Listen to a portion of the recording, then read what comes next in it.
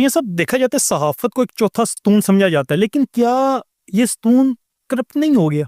सच्ची बात बताऊं, ये जो सहाफत को चौथा सतून कहा जाता है, ये हमने मिल बैठकर खुद ही फैसला कर लिया। अदरवाइज जिनके मुंह से हम कहलवाते हैं वो भी मानते मुनते कोई नहीं है। आप बाकी 3 सतूनों से अलहदा में बैठ के पूछ लें तो मानते कोई नहीं है। हाँ, बस दिल रखने के लिए कह देते हैं।